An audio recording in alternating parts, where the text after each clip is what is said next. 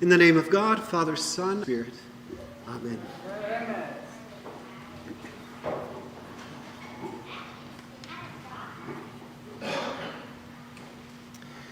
As a Christian with Scandinavian ancestry and who almost got on a Swedish reality TV show, that's another story, and as someone who has an interest in mythology, I love this little collection of poems by Henry Wadsworth Longfellow.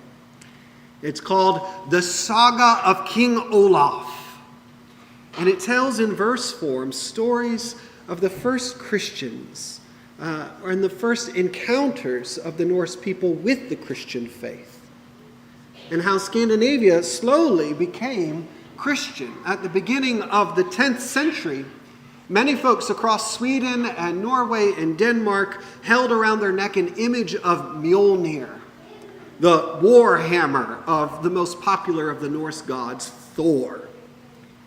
Also a superhero in the Marvel series. But by the end of the 12th century, the majority of those people had switched out Mjolnir for a cross. And in the same way, in this collection of poems, Longfellow begins in the voice of Thor, but then ends with the voice of Christ. And I want to share with you a select passage here. This is the opening words that Longfellow puts in the voice of Thor as a challenge to Christ. I am the god Thor. I am the war god. I am the thunderer. Here in my Northland, my fastness and fortress reign I forever. Here amid icebergs rule I the nations. This is my hammer, Mjolnir the mighty. Giants and sorcerers cannot withstand it. These are the gauntlets wherewith I wield it, and hurl it afar off. This is my girdle, whenever I brace it, strength is redoubled. The light thou beholdest stream through the heavens in flashes of crimson is but my red beard, blown by the night wind, affrighting the nations. Jove is my brother. Mine eyes are the lightning. The wheels of chariot roll in the thunder. The blows of my hammer ring in the earthquake. Force rules the world still, has ruled it, shall rule it. Meekness is weakness. Strength is triumphant.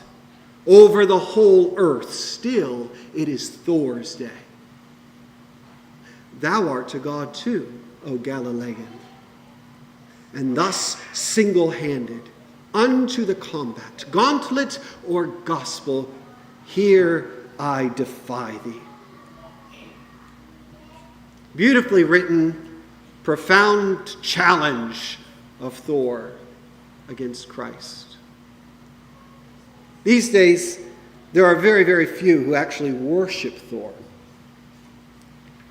And yet, I can't help but feel in some way still it is Thor's day. The ways of Thor, the ways of war, power, strength, force, and fierce independence continue to be the dominant forces of society. If you turned on the news this week, it looked like Thor's day. Little mercy, lots of might. Little empathy, lots of force. It's all around us. But today we're not speaking to those around us, we're speaking to us, ourselves, those gathered here, and even within us dwells in some way a Thor. Within each one of us, that part of us that is obsessed with control, that part of us that demands a stiff upper lip, that part of us that has no patience for our own vulnerability, we can see a lot of the ways of Thor within us. And so, if we listen carefully, the words of Christ in our gospel reading this morning can really be for us quite a shock. Jesus says, "Blessed are the poor in spirit. Blessed are those who mourn. Blessed are the persecuted. Blessed are the peacemakers." While Thor's voice thunders, "Might is right, meekness is weakness," Christ's voice here whispers, "Blessed are the meek." These are the opening words of Jesus' longest recorded sermon, the Sermon on the Mount. And if you want to know what it is that Jesus taught, what it is he believed, how it is he lived his life, this is where you're going to find it. It's 3 chapters long, and it will take us all of 3 weeks just to get through a portion of it. We'll hear more next week and the week after that. But it opens today with the famous words of the Beatitudes. Blessed. Blessed are the poor in spirit, for theirs is the kingdom of heaven. And many of us are familiar with these words. They've been beautifully cross-stitched on lacy fabric and hung up in our grandmother's homes. We grew up hearing them. But do we believe them? Do we know what they mean? Do we hear them? Do we allow ourselves to mourn and feel grief? Do we show ourselves and others mercy when we fail? Do we foster a sense of inner poverty and openness that makes room for God's presence? Do we believe that God will bless us in our vulnerabilities? Or do we expect ourselves to be stronger than that? Do we fill ourselves solely with lofty ideals of self-sufficiency, invulnerability, control, and might? That's the way we want to live our lives. There is within each one of us a battle between Christ and Thor, between might and meekness. Who will hold sway over our hearts? And yet, really, even the framing of that question, if you notice, uses the language of Thor. Battle. There is a battle within you. Who will be defeated? Who will be killed? Who will be stronger? Who will be the last man standing? Will it be Christ or Thor? But Jesus doesn't use a hammer. And if Jesus holds sway in our lives, it will not be by the striking down of Thor, but really by the showing of mercy, by the tools mentioned here in the Beatitudes.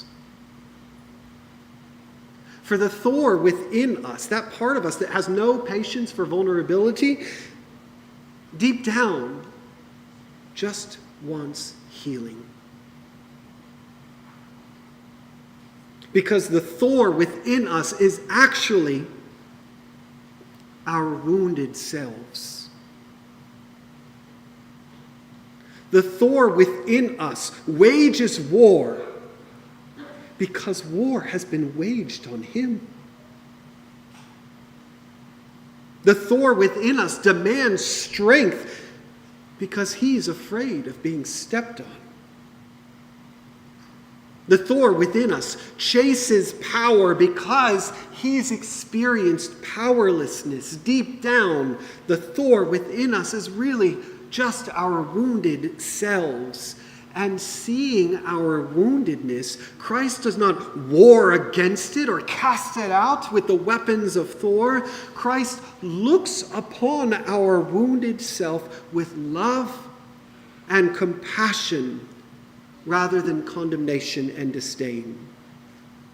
Christ looks at our wounded self, inviting us to sit with it and to learn from it rather than demanding us to grow up and just shake it off.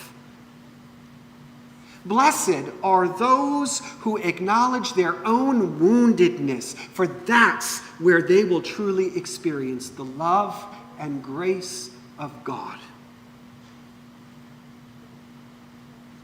So where in your life do you see the reign of Thor?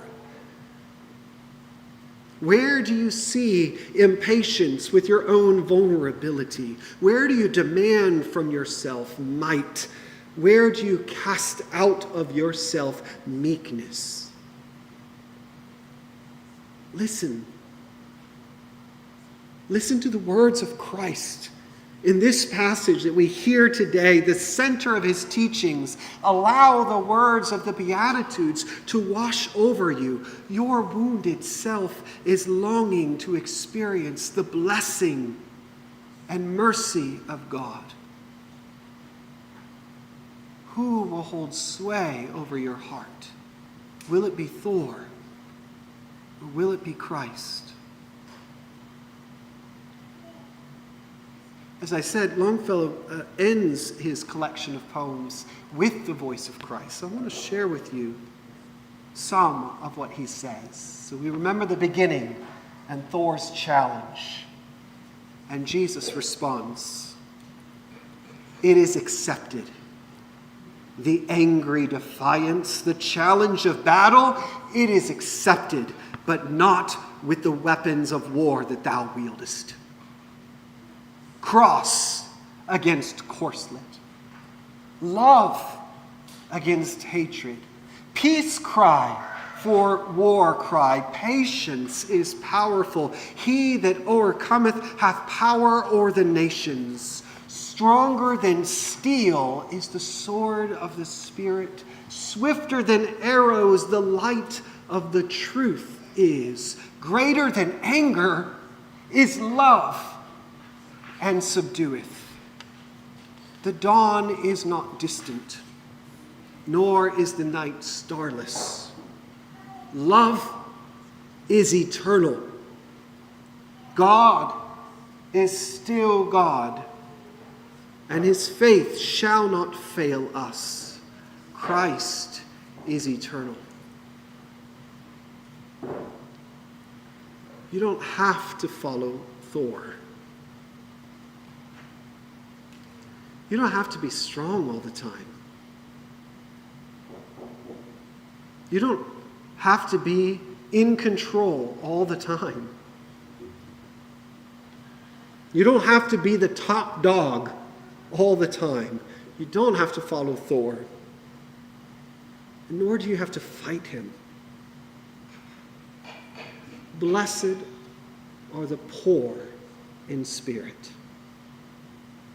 Could that be you? Blessed are those who mourn. Could that be you? Blessed are the meek. Is that you? Blessed are the merciful. Could that be you? Blessed are the peacemakers. Might that be you? For the love of Christ and the peace of God will reign in them forever.